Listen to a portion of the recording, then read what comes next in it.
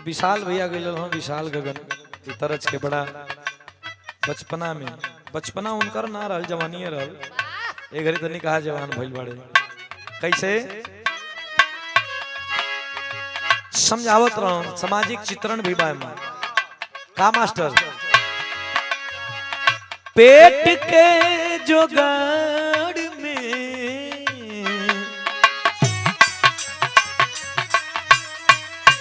जब साधु भी हारमोनियम सीखत रहो तब भी गाना बजावत रहो आज तो सीख रहा हूं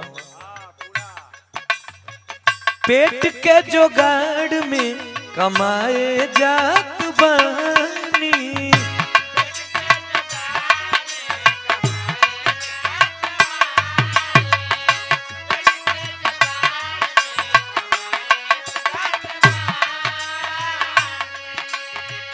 घर परिवार सब देखी है रानी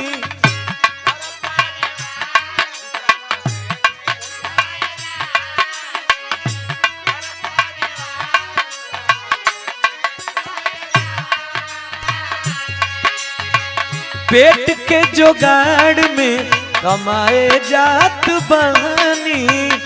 घर परिवार सभे देखी है रानी कहलस कि एगो खाली मिस कॉल मरी हो कोनो प्रॉब्लम होई तो का कहे कुछ होई तो बतलई हो नहीं हार जानी जाई हो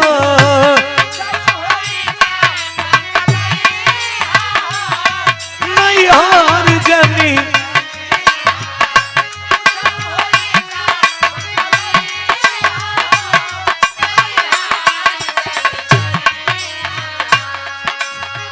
कुछ होई तो बतलई हो नहीं हार जानी जाई हो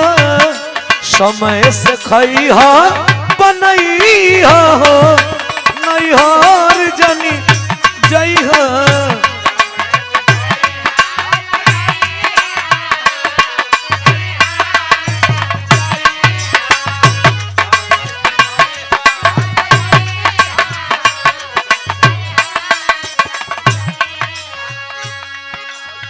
पहले के गीत में और पहले का कवि में बड़ा रस रहल पहले का कवि जौन चीज लिखा ओकरा पीछे कुछ गुण रहस्य रहल कुछ राज रहल आज का भी कलम चलत या ऐसा युग में भीव को पीछे कितना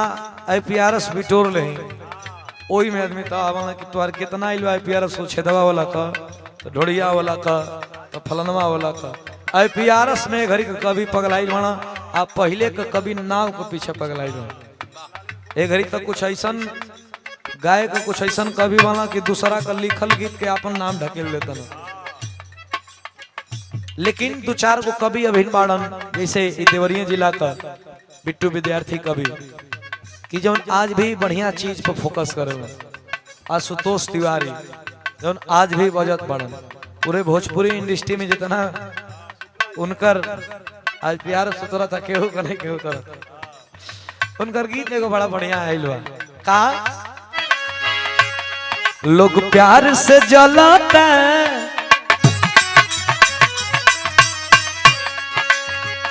आशुतोष जी हमार बड़ा दिल का करीब पड़न एक दिन में 2 बेरी अगर ना बात हुई तो लगेला कि एक के माई का मन का बेटा बने जाए बड़ा नाराज भी बड़ा हम क्षमा भी मांगत नहीं उनकरा घर का गिरी प्रवेश रहा हम ना जा पैली है चूंकि कार्यक्रम रहा है लेकिन बड़ा बढ़िया उनकर एगो गीत लिखल बा लोग प्यार से जलाता बदनाम सलाई बा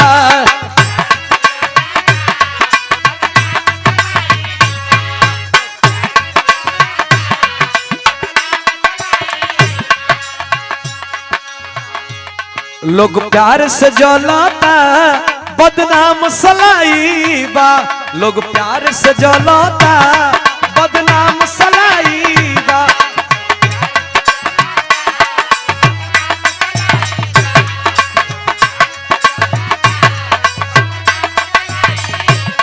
दिलदार के दर्द हमें लागेला कि आशुतोष तिवारी के ढेर धोखा मिलल बा। दिलदार के दर्द हवे आंसू ही दवाई बा।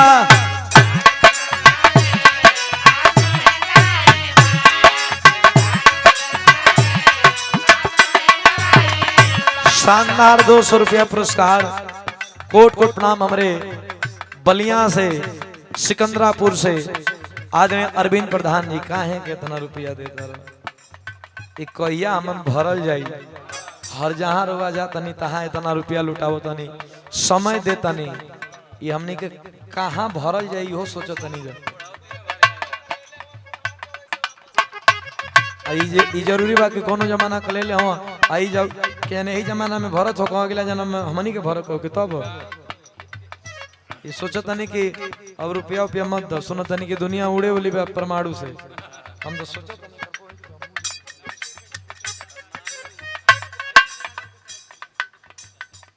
लड़की के चाचा अजीत यादव के तरफ से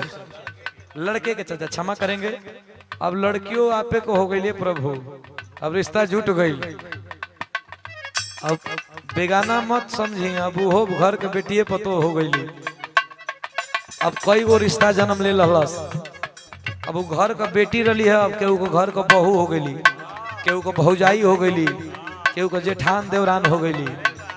तो ये आपको परिवार में एक नया सदस्य का आगमन भइल बा। पुरस्कार शानदार 200 रुपया कोट कोट नाम लगेला का भैया तू लोग प्यार से जलाता लोग प्यार से जलाता बदनाम सलाई बदनाम सलाई बा।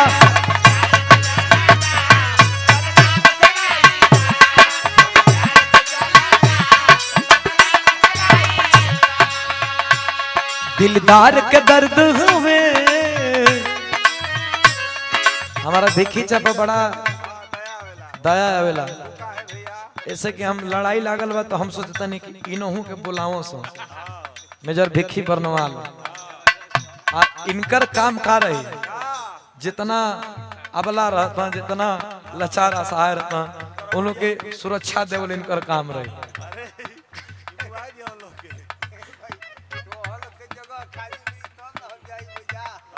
अरे तुहार कर्म बढ़िया बा तू बॉर्डर पर जाइबो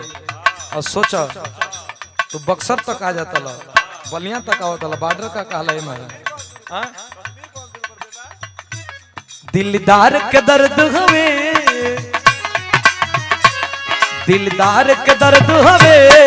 आंसू ही दवाई बा। दिलदार के दर्द नया ताल का आगमन।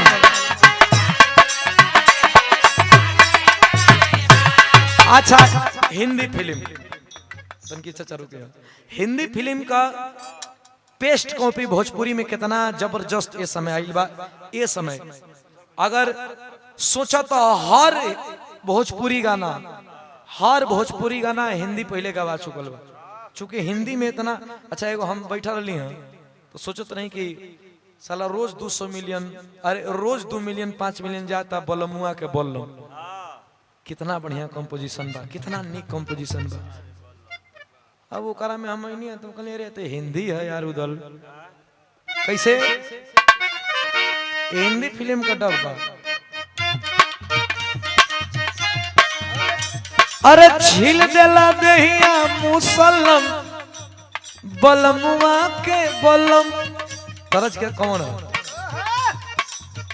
आजा तुझे मैं करा दूं तमंचे पे डिस्को तमंचे पे।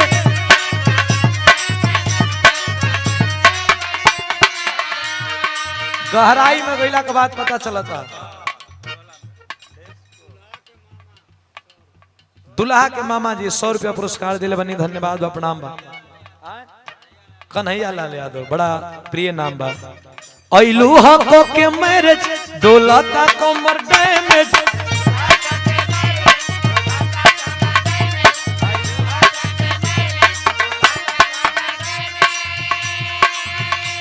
अरे देख के तोहर ब्यूटी हमर ब्रेन हो जाता है मैं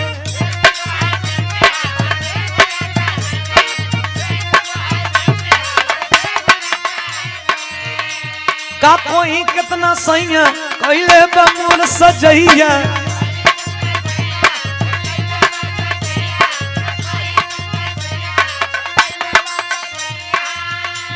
अरे धुन देला देहरा ते जैसे रजैया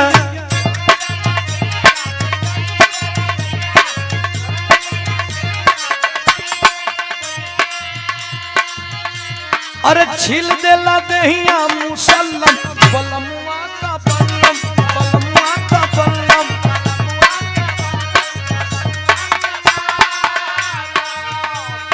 हाय बल्लम बलमुआ का बल्लम अरे हाय बल्लम बलमुआ का बल्लम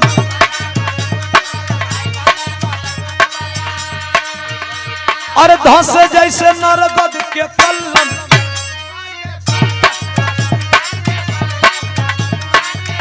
अच्छा शुरू में कोनो चीज बड़ा बेकार लगेला दुल्हे राजा के जीजा जी आदरणीय श्रीमान मनोज यादव जी के द्वारा पुरस्कार देवल गेल बा कोट कोट प्रणाम बा दिल से धन्यवाद 200 रुपया पुरस्कार शुरू में कोनो चीज बेकार लगेला आदमी कह के में देख के कैसे सुनल जाई लेकिन जब लागल बाजे तब ई गानवा के बिना परछावने नहीं खेओ दरपूजे नहीं खेलागत ई गानवा के बिना अच्छा एगो इंटरव्यू सुनो तो नहीं पवन भैया के बताओ तो कि जब हम लॉलीपॉप गईले रही तो गानवा के बार बार हम गड़िया में सुनाई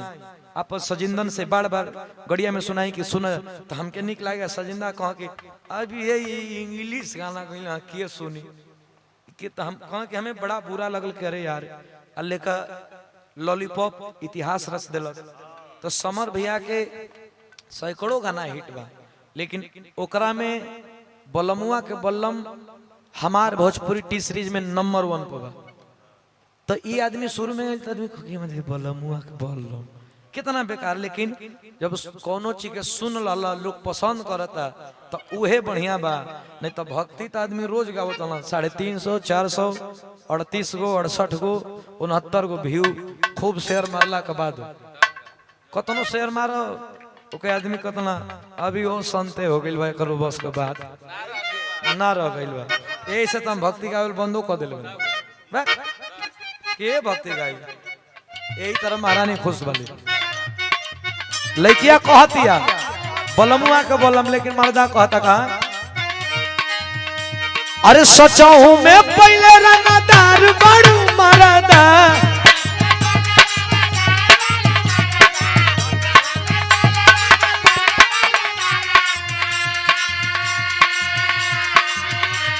अरे ऊपर आले नीचावा उड़ाई देता करदा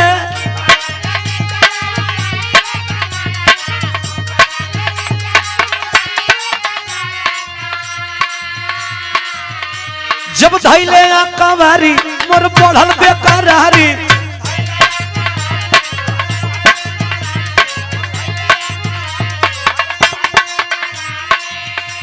अरे लसर फसर करे लगल साया और साड़ी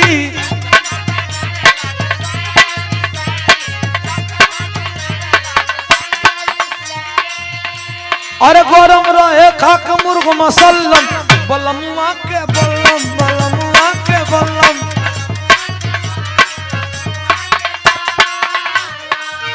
बेची कापी किताब भुजा खा गईनी इतने को बिया लड़किया कब हिलंगवा घूमे कब हिलंगवा घूमे तो हम कहीं की देखा ना भैया घूमत ये लड़किया हम का कहीं के तना बदमाश भैया पहुंची गई मंच पर कलश के हम यही गाना पर नाचब हमार मन नहीं खे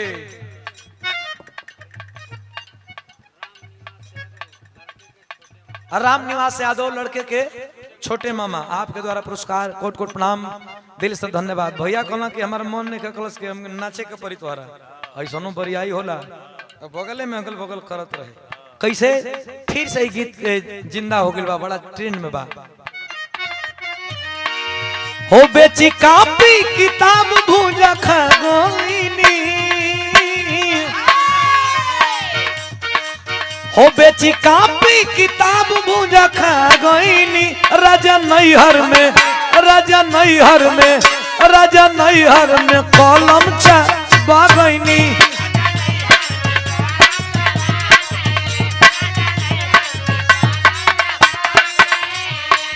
हो राजा नैहर में कलम चबा गईली।